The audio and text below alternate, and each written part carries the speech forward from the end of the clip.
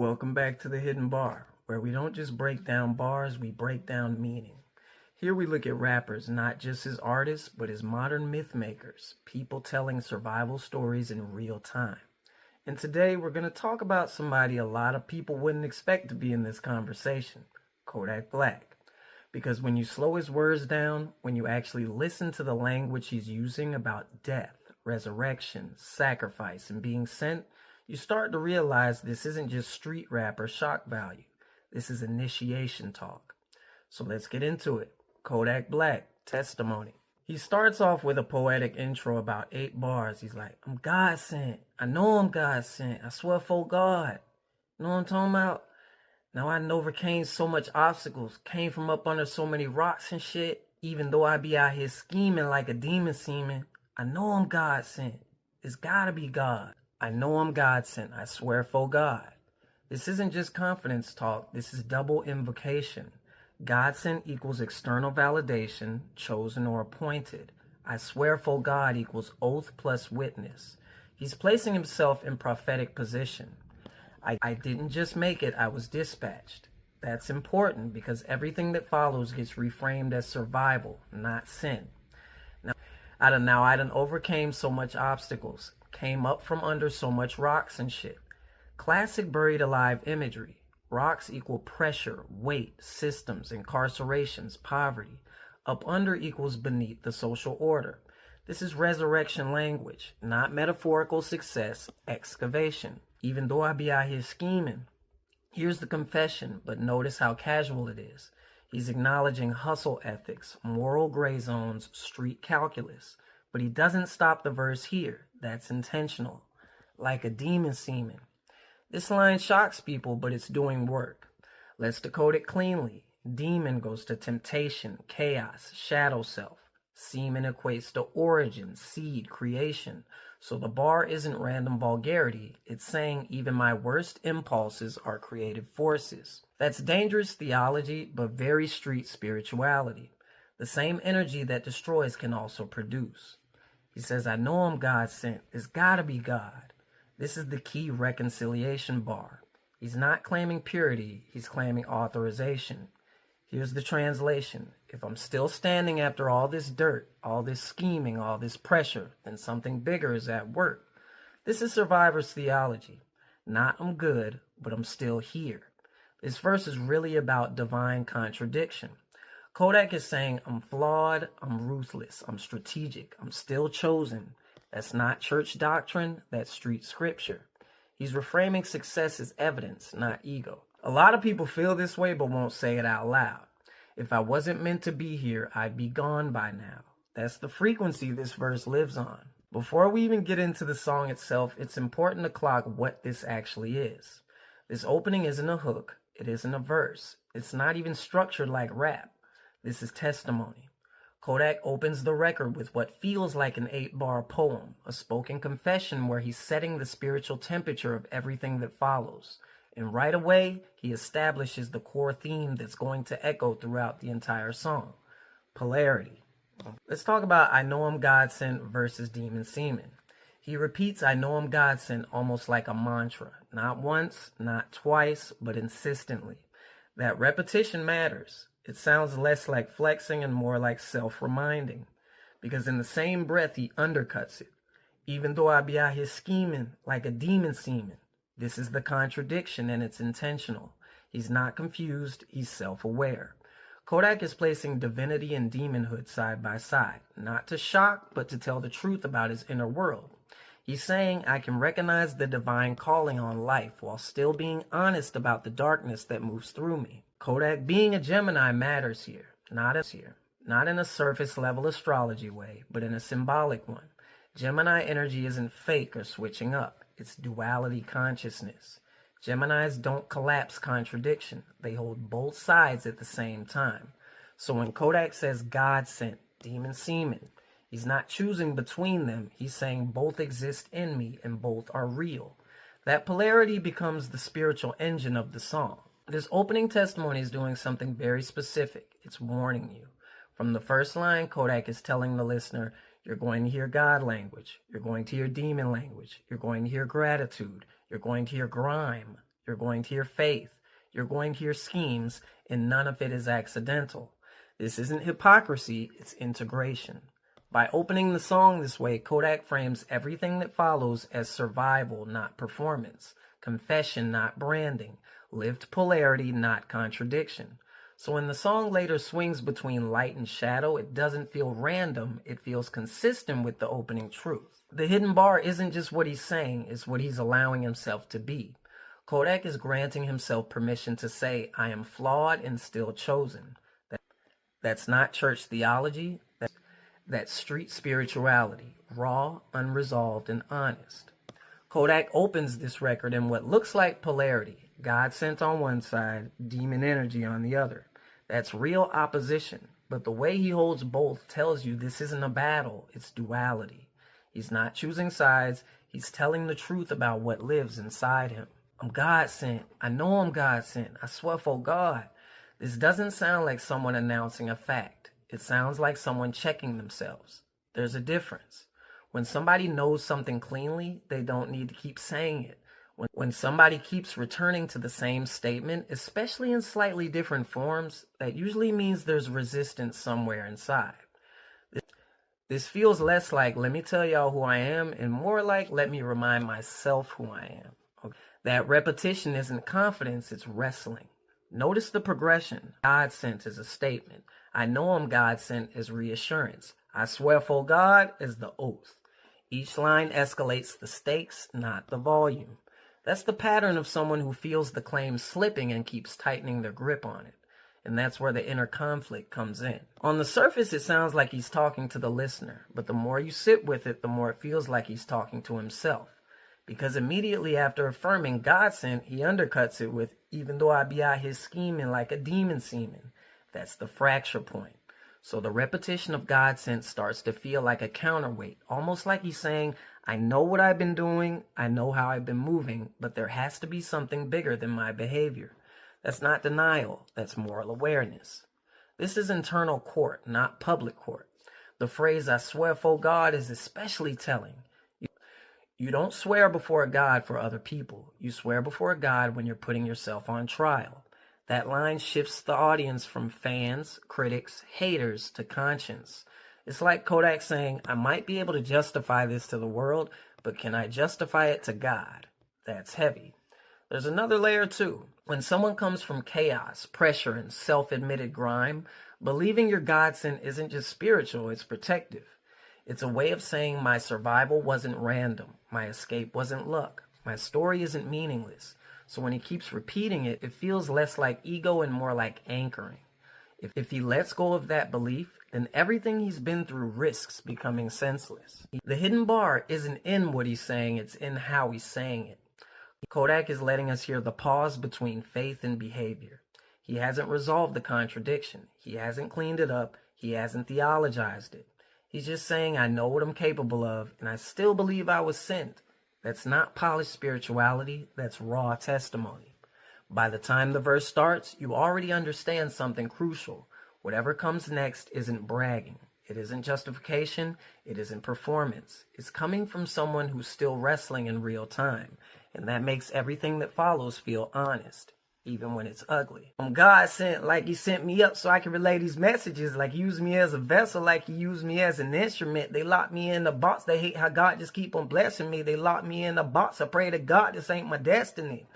Let's talk about from survival to assignment.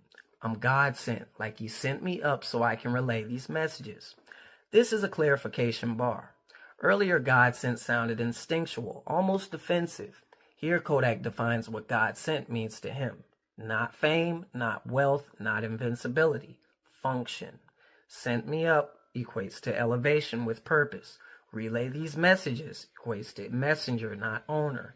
That's prophetic language, whether he means it consciously or not. He's framing his rise as delivery, not reward. This is the difference between God blessed me, God using me. That's a big jump. Like he used me as his vessel, like he used me as an instrument.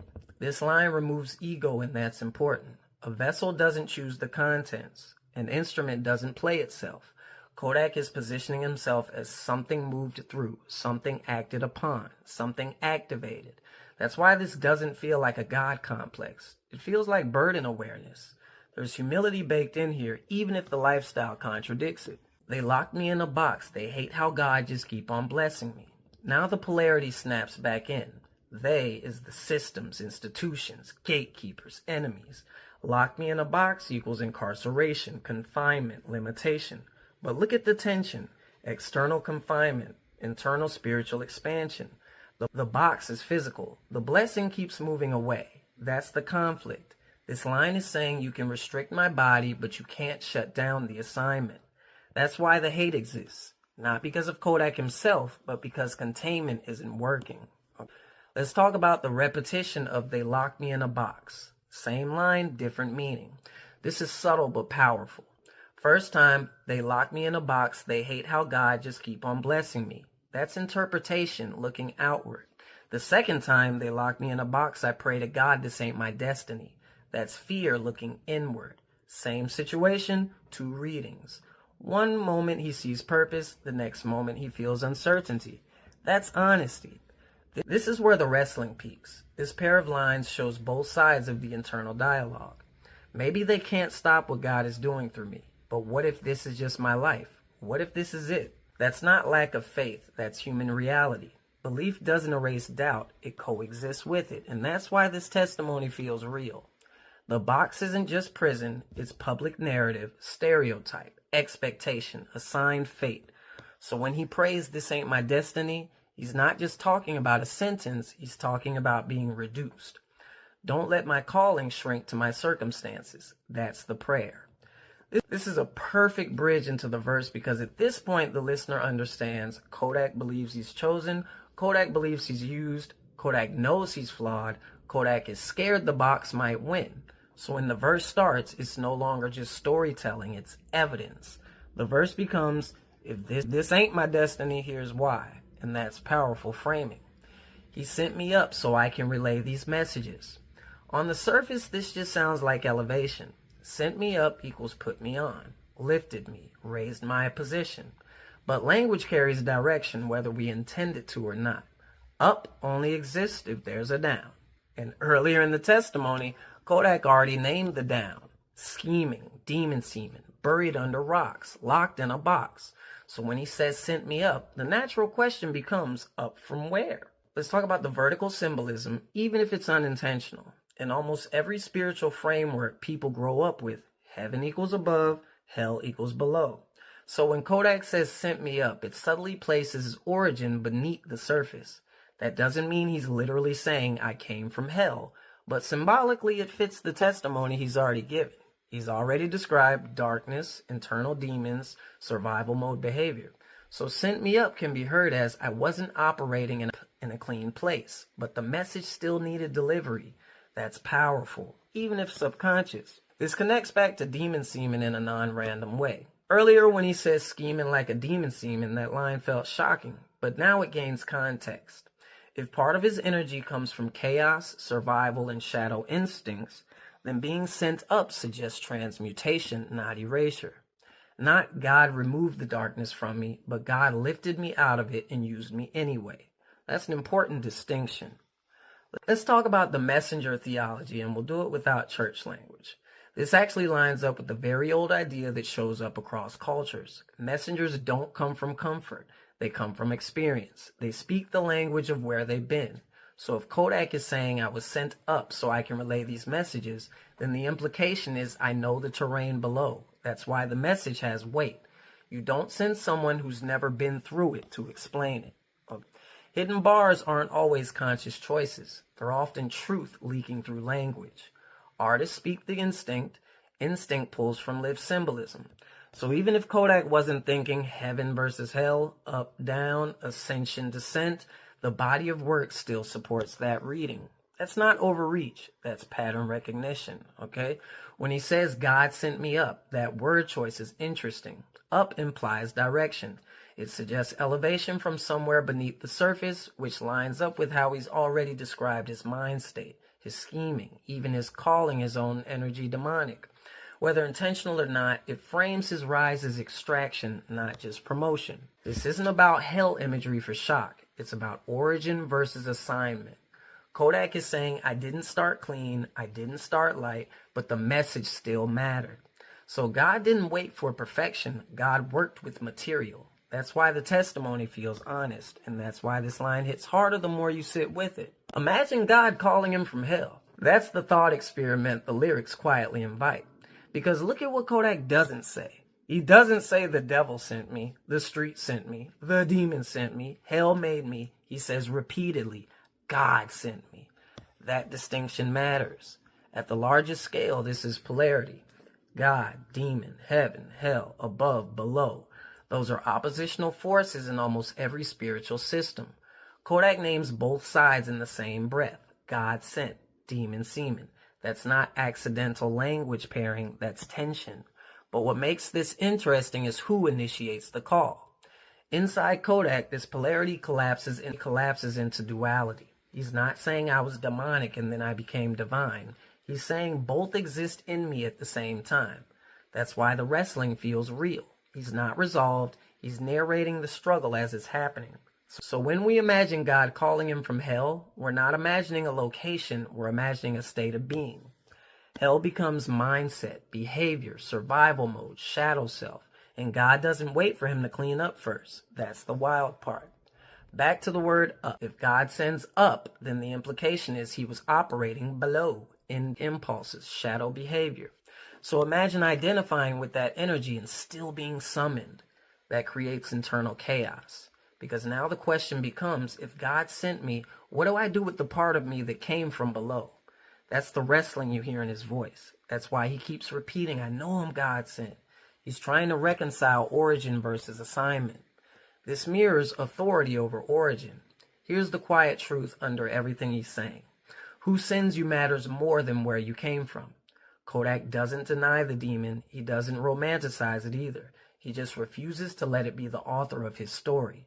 That's why he never credits the devil. That's why he never says the streets chose him. That's why he never says hell made him. He says God sent me. That's a reclaiming of authorship. This connects everything we've already touched. Polarity, God, demon, duality, both inside him. Wrestling, repetition of God sent. Ascent, sent me up. Confinement, the box. Fear, this ain't my destiny. Nothing is random. This isn't polished theology. It's lived contradiction spoken out loud. Let's talk about descent before ascent, the initiation pattern he's living out. Across myths, mystery schools, religions, and even street narratives, there's a near universal law. You don't ascend until you descend. No calling without a fall, no crown without a burial, no message without suffering. That's the frame Kodak is unknowingly standing inside. When he says God sent me up, came up from under rocks, locked me in a box, he's narrating an initiation cycle, not just a biography. The below phase. Let's talk about the below phase. Descent is qualification, not punishment. In initiation logic, the descent isn't random or meaningless. It's where the initiate loses identity, confronts shadow, experiences confinement, is stripped of status. That's what makes the message legitimate later. So when we imagine God calling him from hell, we're not talking about flames and demons with pitchforks. We're talking about survival mode, institutional control, moral compromise, isolation, and being reduced to a number. That's the underworld in modern form. Let's talk about incarceration as a literal below-ground phase. This is where incarceration fits perfectly into the symbolism. Prison functions like an underworld initiation. You are removed from society, you're boxed in, you lose autonomy, time slows down, identity is threatened. Kodak doesn't say they stopped me. He says they locked me in a box. That's burial language. A box is coffin-like, restrictive, dark, sealed. So incarceration becomes the physical manifestation of descent. And here's the key. The descent isn't the end of the story, it's the qualifier. Once you understand incarceration is below, then sent up stops being casual slang and becomes symbolic ascent. Not promoted, put on, got famous, but extracted. Lifted out of a place you weren't meant to stay in forever. That's why he immediately follows blessing with fear. I pray to God this ain't my destiny, because in initiation there's always a risk. Some people don't make it out. Some people get stuck below. Some people become the box. He's aware of that. Let's talk about God calling him from the underworld and not the devil. In initiation stories, the underworld doesn't choose the initiate, the caller does. Kodak never credits the demon. He never says the streets made him. He never says prison made him. He says God sent me. That means the descent didn't author him. The demon didn't assign him. Hell didn't claim ownership. The underworld was a stage, not a sender. That's the difference between being damned and being initiated. This explains the inner wrestling, because if you're called from descent but still carry marks of it, you live in tension. That's why God sent repeats like a mantra, demon language still leaks through, faith and fear sit side by side. Initiates didn't come back clean, they come back marked. The wrestling isn't hypocrisy, it's integration. Kodak's intro is saying without saying, I went down, I survived the below, I'm not proud of everything I did there, but the call came anyway, and now I have something to say. That's not industry mythology, that's initiation testimony. Once the verse starts, it's no longer just flexing or storytelling, it's proof of return. The verse becomes, here's what I saw below, here's what I learned, here's why I'm still here. Alright, before we move any further into the verse, I want to pause and talk about the music video itself. Because when you're dealing with a record like this, the visuals aren't just decoration. The imagery in the video actually helps corroborate what Kodak is saying in these opening bars. Sometimes the song tells you how the artist feels, but the video tells you the world they're operating in. And in that case, the symbolism in the video lines up way too clean with the themes we've already been talking about to ignore it. Alright? The video begins with Kodak walking into the church, which is a threshold moment. Okay? The video doesn't open with performance energy, it opens with entry. Kodak walks into the church and sits down listening to the pastor. That's important. In initiation language, this is the threshold. You don't start initiated, you arrive uninitiated. You enter a sacred space from the outside world. This visually mirrors what he's saying in the intro. God sent me up, relay these messages. You don't relay messages until you've crossed into the space where messages are given. Kodak arrives in a white suit, which equals purity, potential, and not innocence, okay? Kodak in an all-white suit is doing symbolic work. White doesn't mean I've never sinned. White means readiness, offering, blank slate, consecration. In initiatory symbolism, white often represents the candidate, not the saint. That lines up perfectly with the testimony. He admits demons, he admits scheming, yet he presents himself open before God. He's not claiming moral cleanliness, he's presenting availability. Kodak walks in white, but everyone else is in black, even the pastor, okay? Which symbolizes the below that he came from. This is a subtle but powerful visual choice. The people Kodak connects with, locks eyes with, are wearing black. Black is traditionally the unknown, the underworld, the shadow, the descent phase. So visually you have Kodak in white, extracted, lifted, sent up, surrounded by black, where he came from, who he knows, who he represents. That's ascent without disconnection. He's not separating himself from the below. He's standing between worlds. That's messenger positioning, okay? Imagery in the video displays light piercing through a small window and stained glass imagery, which equals revelation through suffering. Light cutting through the darkness, that's not accidental cinema language. Stained glass is important. Light doesn't come directly, it comes filtered, colored, shaped by structure. That's a perfect metaphor for Kodak's message. God's light, but refracted through trauma, prison, survival, demons. Not pure light, not darkness, transmitted light, which matches, he sent me up so I can relay these messages. There's a baptism in blood scene, which equals initiation, not salvation.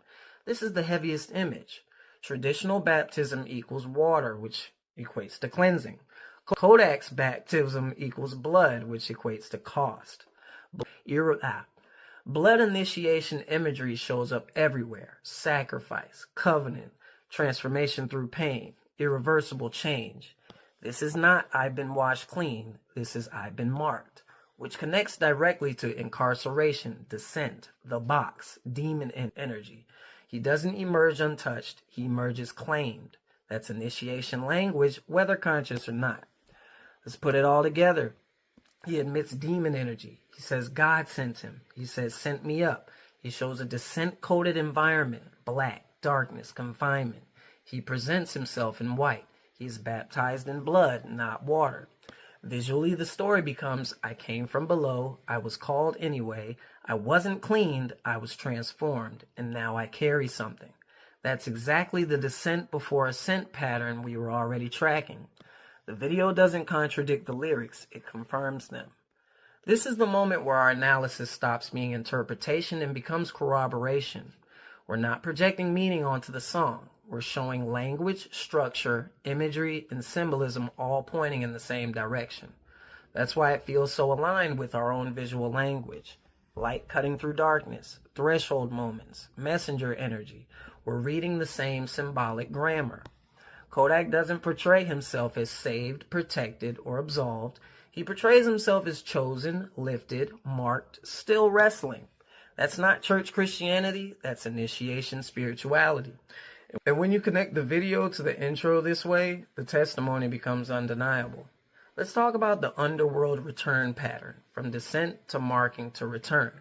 Across cultures, the chosen messenger story follows the same sequence. Descent, the underworld, below ground phase, to confrontation or marking, death, blood, trial, confinement, to the return, carrying a message, knowledge, or authority backup.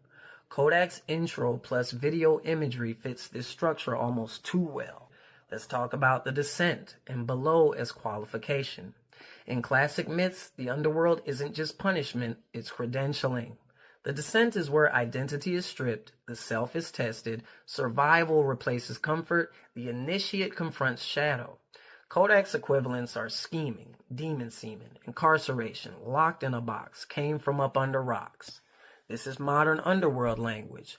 The box functions like a tomb, a pit, a cave, a prison realm.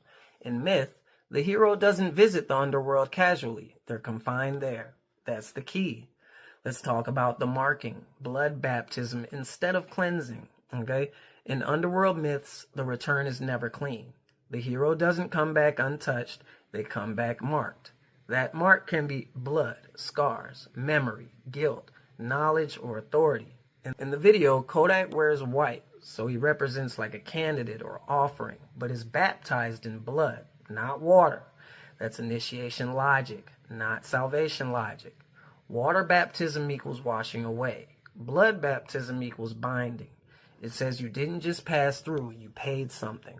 This mirrors myths where the underworld leaves a stain, the messenger carries the cost visibly, and purity is replaced with weight.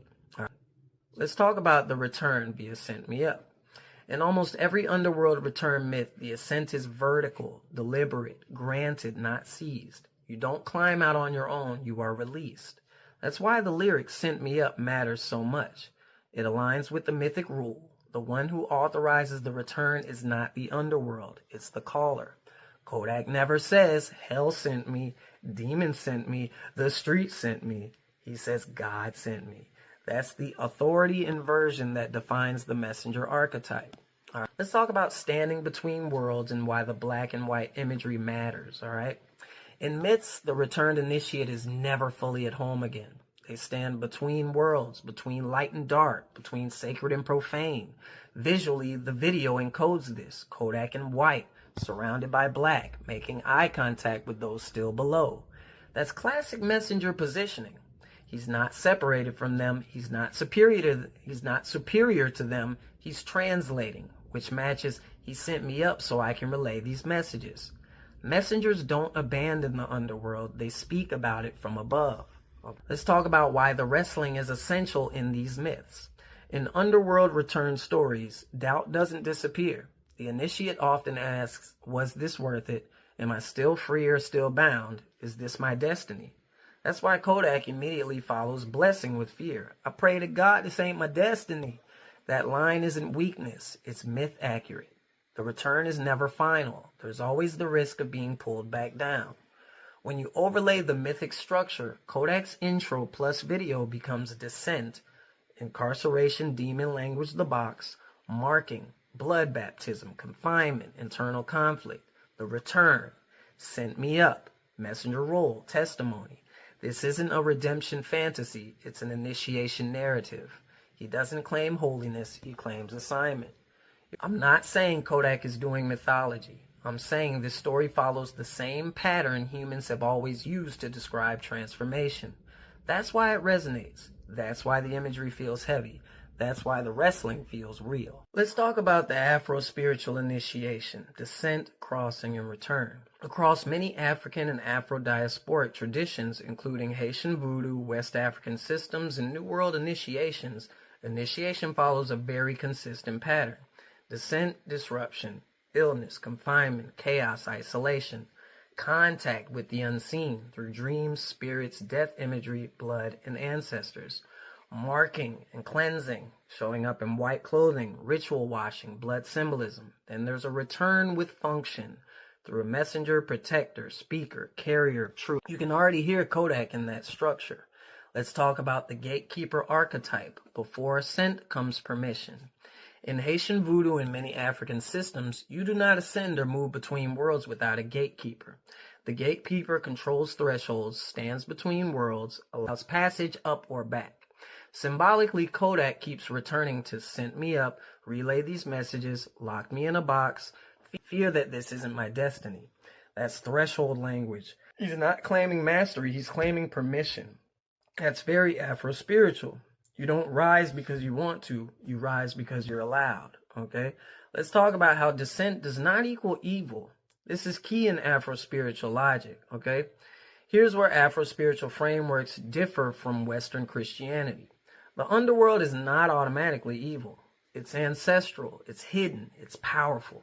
Descent means proximity to death, proximity to truth, proximity to forces most people never meet. Kodak calling himself Demon Seaman doesn't read as satanic here. It reads as acknowledging dangerous energy, acknowledging survival instincts, acknowledging proximity to death and chaos.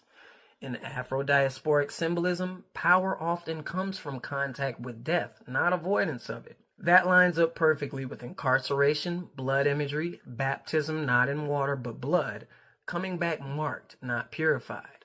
Let's talk about the white clothing plus blood equals initiate, not saint, okay? We clocked this correct earlier, and Afro-Spiritual Initiation confirms it. In many traditions, white equals readiness, openness, spiritual vulnerability. Blood equals cost, sacrifice, irreversible change. White doesn't mean clean life. It means I am open to being worked on. Blood means this knowledge wasn't free. That's initiation, not salvation. So Kodak in white, baptized in blood, surrounded by black, that's not hypocrisy, that's liminality. Standing between worlds. Let's talk about the messenger archetype and why relay these messages matters. In Afro-spiritual systems, not everyone who descends becomes a messenger. Messengers are people who survived, people who remembered, people who can speak both languages. Kodak never claims to be healed, perfected, or sinless. He claims to be sent, used, and tested. That's classic messenger language. He's not saying I escaped the underworld. He's saying I was allowed to come back and speak. This framework works for Kodak because he's Haitian. Voodoo cultural memory exists whether conscious or not. His art consistently blends death, faith, sex, violence, and tenderness. His cycles of descent and return are public and repeated, and he narrates fear, not certainty. That last part is huge. In Afro-spiritual initiation, certainty is suspect. Humility and fear mean you know the forces are bigger than you. I pray to God this ain't my destiny. That's not weakness. That's respect for power. In a lot of Afro-spiritual initiation systems, descent isn't evil. It's necessary. People who come back from the below don't come back clean. They come back marked. And that usually lines up more with Kodak's imagery than Western redemption stories. Kodak's journey mirrors an Afro-diasporic initiation arc more than a Western salvation arc. Not sinner to saint, but initiate to messenger.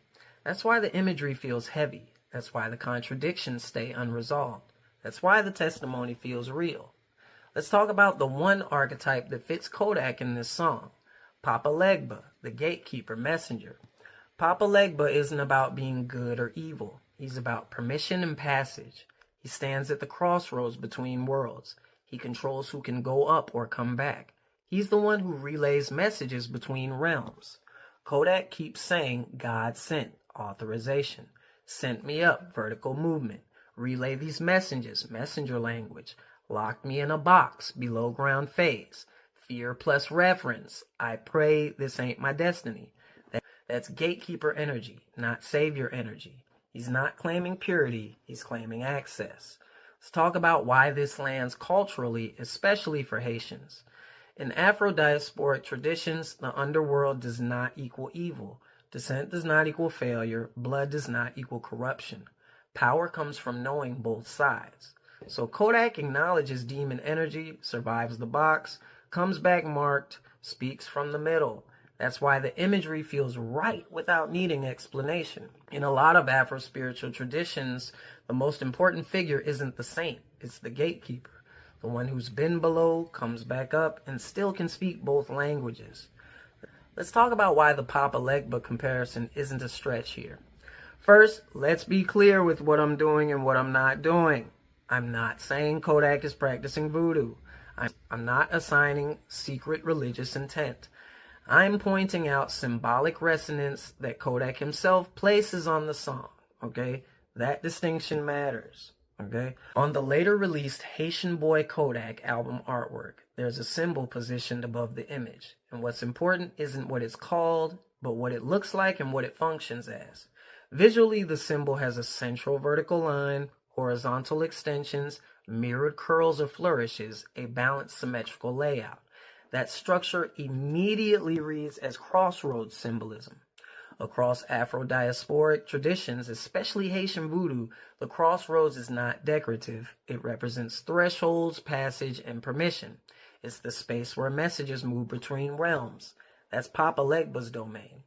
Papa Legba isn't about darkness or evil. He's about access. He stands between worlds, open and closes gates, allows communication up and down, governs who is allowed to pass through stages. That maps directly onto the language Kodak is using in the song. Sent me up, relay these messages, lock me in a box, fear around destiny, being heaven sent but marked by the below. I'm not saying Kodak is Legba. I'm saying he's occupying the same symbolic position. Someone who's been below, comes back up, and can still speak both languages. All right, let's talk about the Haitian context that makes this connection natural. This is where it stops being random. Kodak is Haitian. That cultural memory exists whether consciously invoked or not. In Afro-diasporic art, symbols often appear before explanations. Meanings show up through imagery before theology, and artists express inherited language intuitively. So when you see Crossroads style symbolism on the album, narrative about ascent from confinement, messenger language, and blood, white clothing, thresholds, fear, permission, we're not forcing meaning. We're reading what's already been shown. This symbol backs up the lyrical themes, visually confirms the initiation arc, and it anchors the Afro-spiritual comparison in Kodak's own representation. It becomes lyrics to life, to imagery, to archetype. And that's corroboration, okay? What makes the Papa Legba comparison interesting is that Kodak actually places crossroads-style symbolism on future album artwork itself. In Afro-diasporic traditions, the crossroads isn't about good or evil, it's about passage and permission.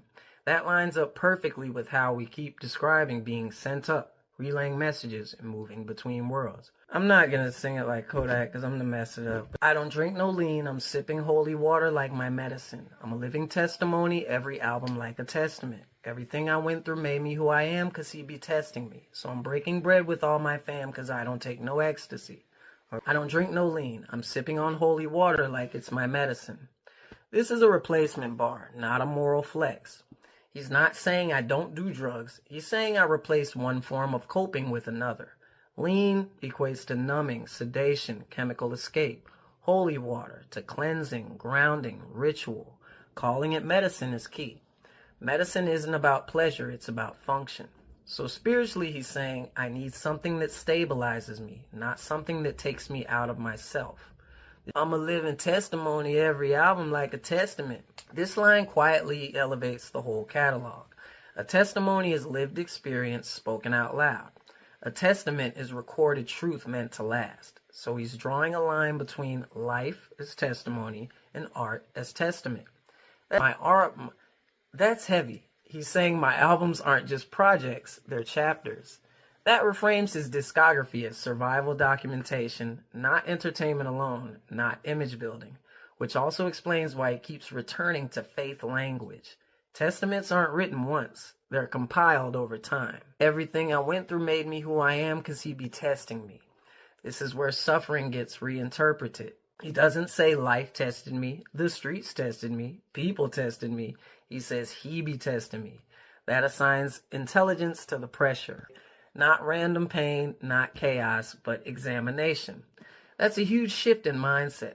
In initiation logic, this is the moment where trauma stops being meaningless and becomes qualification. You don't test what you don't intend to use. So I'm breaking bread with all my fam because I don't take no ecstasy. This is a subtle but brilliant closer. At first glance, it sounds like anti-drug, pro-family. But symbolically, it's deeper. Ecstasy is artificial elevation.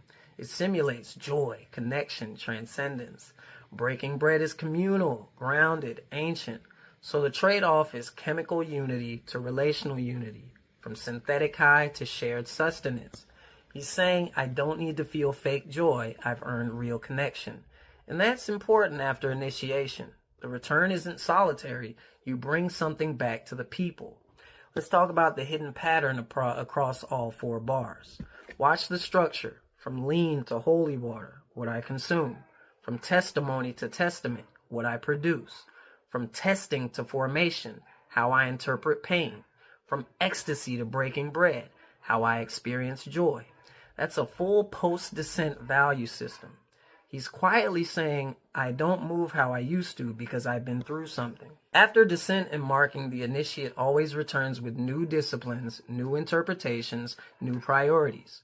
These bars are Kodak saying, this is how I live now, this is how I metabolize my past, and this is how I stay upright after the ascent. No bragging, no preaching, just alignment. These bars aren't about being holier than thou. They're about what works after you've been to the bottom. And that's why they hit. Context matters, so let's discuss where Kodak was when he said this, especially with the drugs. Kodak has always been unusually open about substance abuse. He doesn't hide it, he doesn't euphemize it, and he doesn't moralize it after the fact. So when he does say things like, I don't drink no lean, I don't take no ecstasy, that's not abstract virtue signaling, that's situational truth. This album dropped shortly after he got out, after serving time tied to probation issues. That matters because historically there's a very clear cycle with Kodak. Incarceration to sobriety and clarity. From release to reflection to faith language. Time passes to pressure, chaos, relapse. We're not speculating here. We're observing a pattern he's lived out publicly. So at this moment in his life, these bars aren't hypothetical. They're fresh out bars. I don't drink no lean hits different when it's temporary clarity. This is the key nuance. He's not saying I'll never touch this again. He's saying right now I'm clean. That honestly actually makes the line stronger because this is the version of Kodak that exists right after the box, right after the descent, right after the blood baptism phase we talked about. This is the window of sobriety that often comes after confinement when the body is reset, the mind is reflective, the meaning making is sharp. So the bars read like, this is where my head is right now. Not a promise, not a sermon, a snapshot. It's also important that the 2 drugs he names aren't random. Lean equates to numb the pain, slow everything down. Ecstasy equates to artificial joy, synthetic connection. Those line up perfectly with what he's replacing them with. Holy water is grounding, ritual, centering. Breaking bread is real connection, community. So it's not just no drugs, it's I'm choosing forms of regulation that don't remove me from myself. That choice makes the most sense right after incarceration when we're hyper-aware, trying to hold on to clarity, and afraid of slipping back into the cycle. This explains why this song feels more reflective, faith-heavy, and inward. It's coming from someone who's freshly released, clean, processing what just happened, and trying to stabilize meaning before life speeds back up.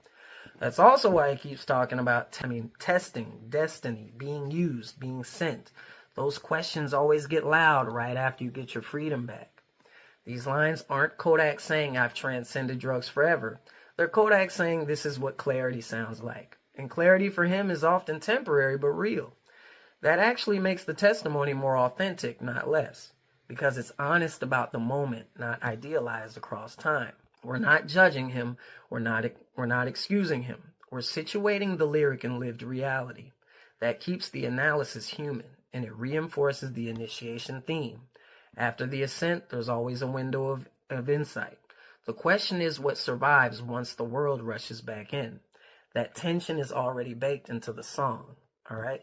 Let's talk about the core root amongst the three words, which is test. At the center of all three words, testimony, testament, test, is the idea of examination under pressure.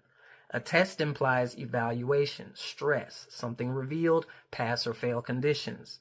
That already fits Kodak's life narrative perfectly. Incarceration, temptation, cycles, survival. Now watch how he stretches that root across time. He be testing me is the process. This is the present tense. Testing is ongoing. It's active. It's unresolved. When Kodak says everything I went through made me who I am because he be testing me, he's saying the pressure isn't random. The pressure isn't over. I'm still inside the examination. That's important. Testing implies you're still being evaluated because you're still in use. That's not punishment language. That's qualification language. I'm a living testimony equates to the result. Now we move from process to outcome. A testimony is what happens after a test. You survived it. You can speak it. Your experience becomes evidence. This is Kodak saying my life itself is the proof. Not theory, not belief, not intention. Lived evidence. That's why he says living testimony. The test didn't just happen, it's embodied, okay? Every album like a testament equates to the record. This is the final elevation. A testament is written, preserved, meant to outlast the moment and pass down. So the progression becomes testing what I've gone through, testimony, what I survived, testament, what I leave behind. That's a full life cycle. He's quietly saying, life tested me, I survived, I documented it. That's legacy language. Most rappers reuse words because they sound good. Kodak is reusing a concept, and the fact that testing, the verb, testimony, identity, testament, body of work, all appear in close proximity tells you he's not just freestyling ideas, he's framing meaning. That's why this track feels heavier than just bars. In initiation systems, the test comes first. The initiate survives. The initiate returns with a message. The message is preserved. Kodak hits all four stages without naming them. That's not academic theology. That's intuitive structure. Notice how he keeps circling the word test. He's being tested. He's a living testimony, and every album becomes a testament. That's not wordplay. That's a whole philosophy of survival. That's simple. That's accessible, and it's deep. I done sacrificed my niggas because none of my niggas see the best in me. They want me slanging metal like the devil, but I'm heaven sent. My brother, my mother been addicts. Fuck my daddy because he neglected me. All right. I done sacrificed my niggas because none of my niggas see the best in me. This is not betrayal talk. This is separation language. In initiation stories, one of the first costs is community misunderstanding. What he's saying is the people closest to me only know the old version. They expect continuity, not transformation. My growth threatens their expectations. So the sacrifice isn't violence, it's distance. That's one of the hardest initiatory cuts. Outgrowing the people who still see you as who you were. They want me slanging metal like the devil, but I'm heaven sent. This line is doing polarity in one sentence. Slinging metal to guns, violence, street rule. Devil, destructive, expectation, chaos, assignment. Heaven sent, higher calling, restraint, purpose. The key word is want. They want him to stay in a role that validates their worldview, keeps him familiar, keeps him accessible. But he's saying that's not who sent me. This is about conflicting assignments. The streets assign one role, God assigns another, and he's choosing authorship over expectation. Earlier, he wrestled with whether he was God sent. Here, he's confronting the consequences of believing it. Believing your call doesn't just lift you, it isolates you. And that's real, okay? My brother, my mother been addicts. This line is devastating because it's unembellished. No metaphor, no poetry, just fact. Addiction here represents inherited pain, environmental pressure, survival trauma. This is Kodak locating his demons upstream, not glamorizing them. He's saying this didn't start with me. That reframes his earlier demon language as context, not identity. Fuck my daddy because he neglected me. This is the root wound. In initiation psychology, father absence often shows up as reckless behavior, authority conflict, hunger for validation, and self-testing. This line explains everything before it: the need for approval, the testing narrative, the fear of destiny, the craving to be seen as sent. Neglect creates a vacuum, and vacuums get filled by the streets, the box, the devil's expectations. So when Kodak says God sent, part of what he's saying is somebody finally chose me, okay? Watch how the structure works. Friends don't see the best in him, leads to separation. Streets want violence, leads to rejection. Family struggles with addiction, leads to inheritance. Father neglects him, is the origin wound. That is the full initiation backdrop. In classic terms, the initiate is misunderstood by peers, pressured into destructive roles, born into dysfunction, and marked by parental absence. This isn't random confession. This is why the descent happened. After hearing this, God sent no longer sounds like ego. It sounds like compensation for neglect. Not in a fake way, in a human way. If nobody else saw me, I had to believe God did. That's not arrogance. That's survival theology. What he's really sacrificing here isn't people, it's expectations. Everybody around him wants to stay in a role that fits their pain. But believing you're heaven sent means you can't keep fulfilling devil level assignments. I done sacrificed my niggas. At face value, Kodak knows exactly what that phrase triggers. There's a long-standing conspiracy narrative in hip-hop that says anybody who reaches a certain level had to sacrifice somebody. That language is already in the culture. Kodak didn't invent it, he's activating it. So when he says, I done sacrificed my niggas, he's knowingly stepping into a phrase that people associate with blood sacrifice rumors, occult narratives, price of fame mythology. He's not naive about that at all. Immediately after I done sacrificed my niggas, he explains why. Because none of my niggas see the best in me. That's not ritual language, that's relational language. The sacrifice isn't blood, it's separation. He's saying the people closest to me only see the street version. They expect me to stay violent. They benefit from me staying that way. So the sacrifice is letting go of relationships that require you to stay small or destructive. That's a real cost and a common one when someone tries to change. We pointed out that the video includes blood imagery, ritual-like visuals, church symbolism, initiation energy. On the surface, that feeds the conspiracy crowd, but context matters. The blood imagery in the video aligns with initiation, marking, cost, transformation, not with violence against others. And notice, the blood is on him. The marking happens to him. The suffering is self-contained. That's initiation symbolism, not sacrificial violence. So visually he's showing if there's a sacrifice here, I'm the one paying it. By saying I done sacrificed my niggas himself, Kodak removes mystery, names the rumor, reframes it on his terms. He's basically saying, y'all gonna say it anyway, so let me tell you what it really is. And what it really is, choosing heaven-sent behavior over devil-assigned expectations, refusing to sling metal to satisfy people around him, and accepting isolation as the price of restraint. Kodak is narrating pressure, not outcomes. At the time of the song, Kodak is saying, people expect me to stay destructive. People benefit from the old version of me. Choosing heaven-sent behavior costs relationships. That's it. Everything that comes later, the rumors, accusations, reinterpretations, get layered onto that line retroactively, which is exactly how hip-hop myth-making works. I'm 20 years old, but I act like I've been here before, like I'm a veteran. This is temporal dislocation. He's saying his age doesn't match his experience density. Initiation compresses time. Trauma accelerates maturity. So veteran here doesn't mean longevity. It means repeated exposure, survival under pressure, having seen cycles complete. That fits perfectly with incarceration young. This fits perfectly with incarceration young. Repeated descents, early confrontation with death, addiction, and betrayal. He hasn't lived long, he's lived deep. He speak this shit through me like I'm a prophet, but I'm a reverend. This line is subtle and smart. A prophet receives the message, a reverend delivers it responsibly. So he's distinguishing between inspiration as the prophet and stewardship as the reverend. That's humility. He's not claiming I am the source. He's saying I am accountable for how this message gets handled. That aligns with everything we've been tracking. Vessel language, relay language, messenger positioning. He's acknowledging function, not divinity. Put my blood, sweat, and tears in all these lyrics because this is my exodus. This is where the initiation story gets named. Exodus is not just escape.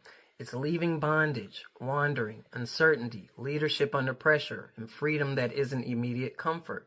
Calling this as exodus means the box equals Egypt, the descent equals bondage, the return equals responsibility. And notice, exodus isn't clean. People relapse. People doubt. People complain. People want to go back. That makes it the perfect metaphor for Kodak's cycle. I'm dying so I can live, I resurrected it. This is not metaphor anymore. This is explicit initiation language. Death to life, loss to meaning, end to rebirth. But notice he says, I'm dying so I can live, I resurrected it.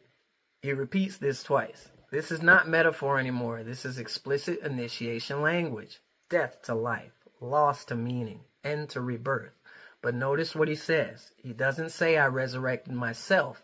He says I resurrected it. It equals the life, the spirit, the purpose, the path. That implies something already existed. Something was dormant or buried, or something needed revival.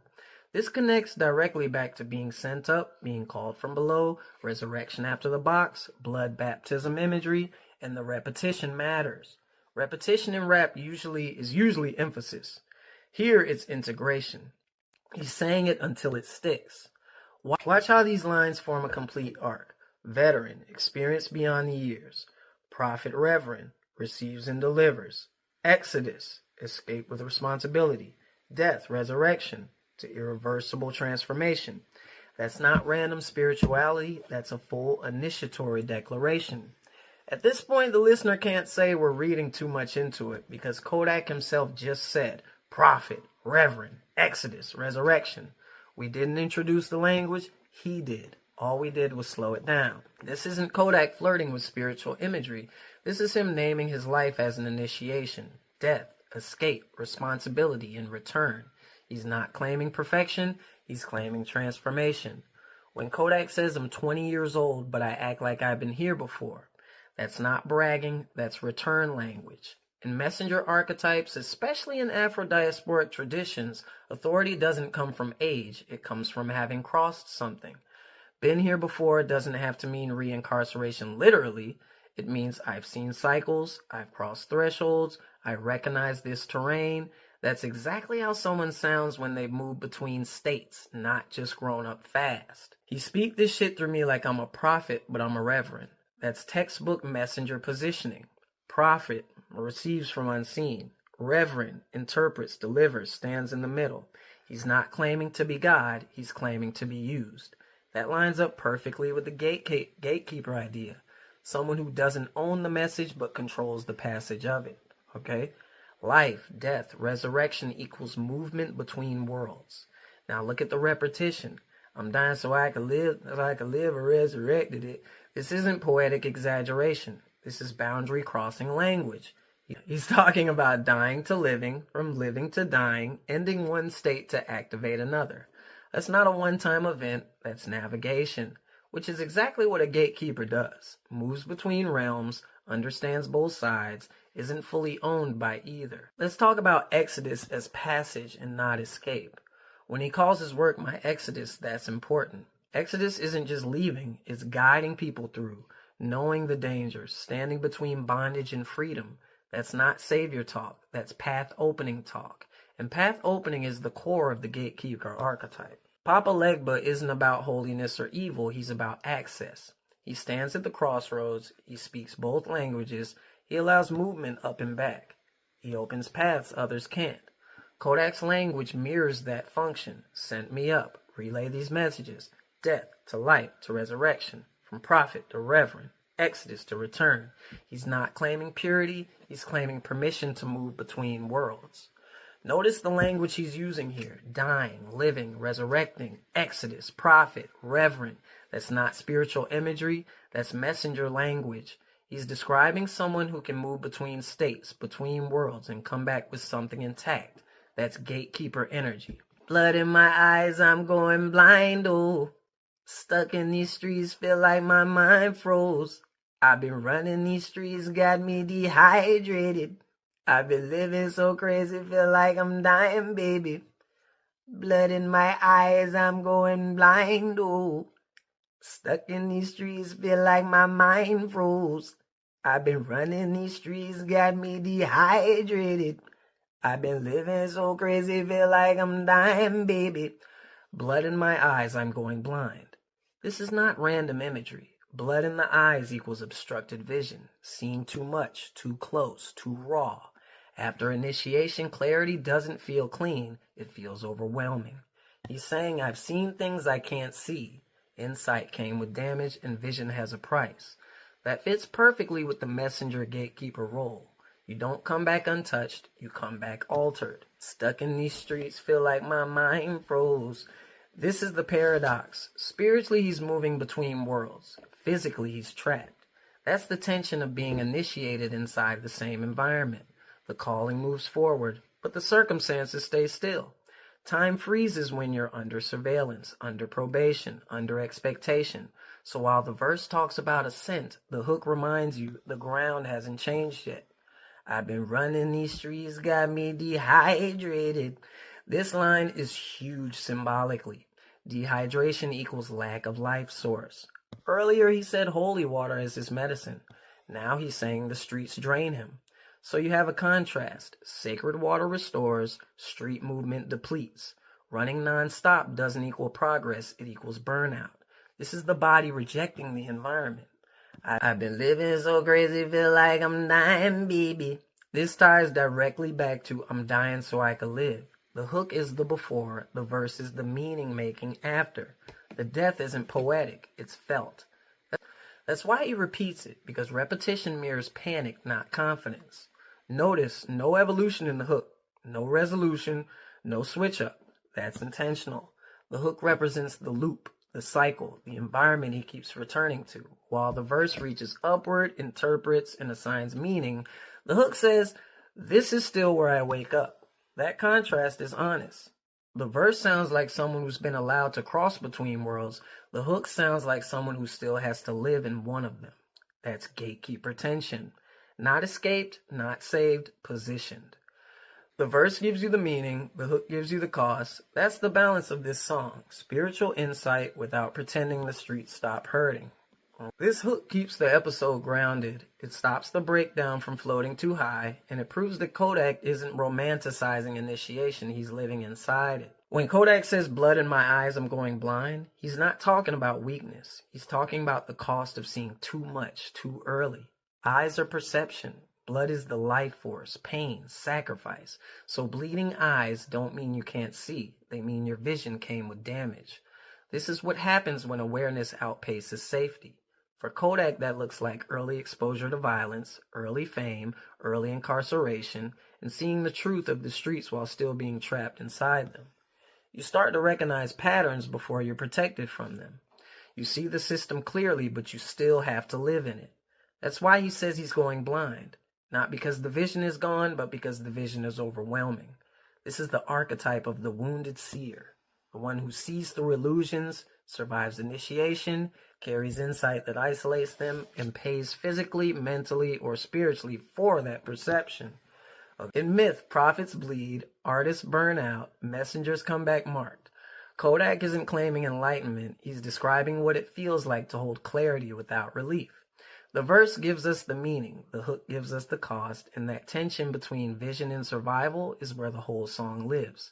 Because sometimes the truth doesn't free you right away. Sometimes it just hurts your eyes first. Okay? So when you step back and look at testimony as a whole, it stops sounding like a flex record or a redemption story. It sounds like an initiation snapshot. Kodak isn't saying he made it out. He's saying he's been allowed to move between belief and behavior, between heaven-sent language and street reality, between vision and damage. That's why the verse reaches upward. Prophet, Exodus, resurrection, and the hook keeps dragging us back down. Blood in the eyes, frozen life, dehydration. He sees more now, but seeing costs him. And that's the Wounded Seer position, the messenger position. That's the crossroads. And that's why the Papa Legba comparison isn't about religion, it's about function. Someone who's been below, someone who came back marked, someone who can still speak both languages. Kodak isn't asking to be canonized. He's telling you what it feels like to survive the descent without pretending the pain disappeared. And that's really the hidden bar here. The verse gives you the meaning, the hook gives you the cost, and the song lives in that tension. Not resolved, not cleaned up, just honest. That's not mythology for shock value. That's modern myth being written in real time.